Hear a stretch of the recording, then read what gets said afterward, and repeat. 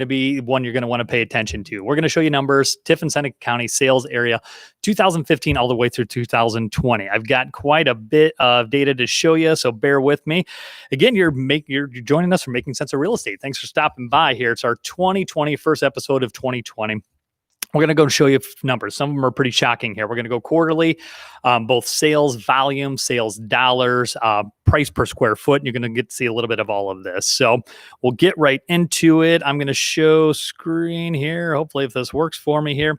I got a little more interesting than this here. So our Excel sheet here can kind of show you everything. So we're going to go from, again, showing you month by month, quarter by quarter, year by year. I'm not going to get into that granular here, but we'll look at big picture. I like to look at real estate over a longer period of time. So if we're going 2015 all the way through 20, let me show you some graphs here. This will give you an idea of where we're at. And I'll show you some of the, I guess, more shocking numbers here as we get into it. So if we look at the Tiffin, Seneca County area, go to the Seneca County Auditor site.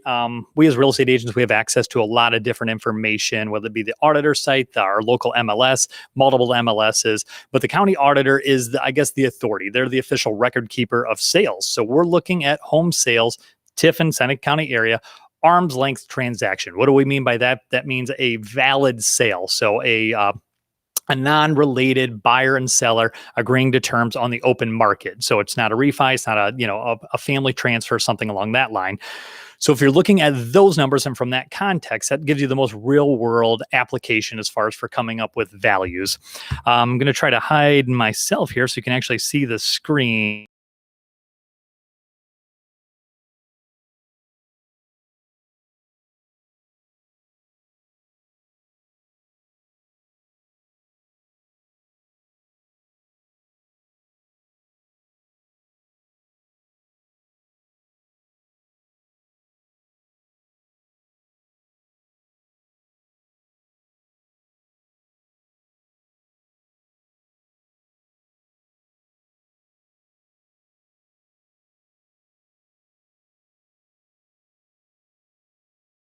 So we'll go back to, hopefully here, let me show this again here. I think I kind of dropped off.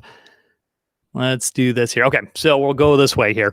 So 2015 through 2020, average sales price in 2015 was $96,000 and some change. You advance that all the way up to 2020, we're at $120,629 on average as the average sales price. That's a percentage increase of 25.34%, 2015 to 2020. So a market increase.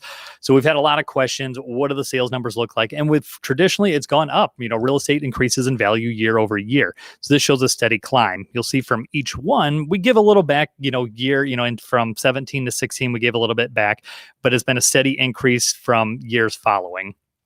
So this is price average. Next slide here, we've got our quarterly average price per square foot. And again, you'll see the different quarters where it's priced from the beginning quarter to the fourth quarter. Average sales price per square foot, $58 in 2015, all the way into 2020. We're at an average sales price of 76.73 cents price per square foot. And again, you can see the price as it goes up, it trends down a little bit in 2017, and then a steady increase, 18, 19, all the way through 20.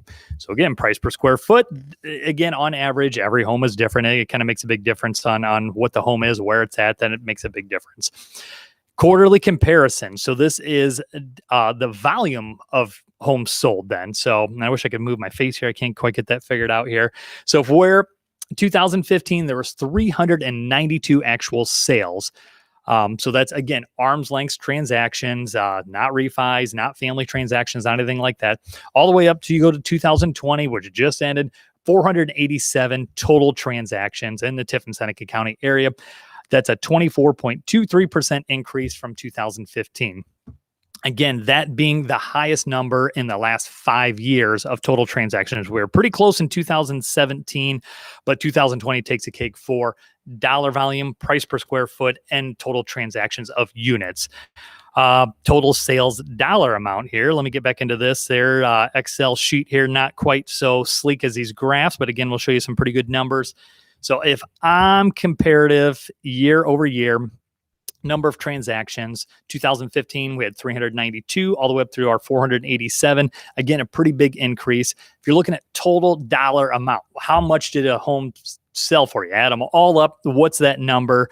We're getting close to like Powerball numbers kind of with this. So 2015, we had a total sales volume of $37,720,821. Take that all the way up to 2020. Sales volume, $58,746,000, a 64% increase, 2015 to 2020. It is pretty much trended up almost every year. We gave a little bit back from 18 to 19, but a huge increase in 2020.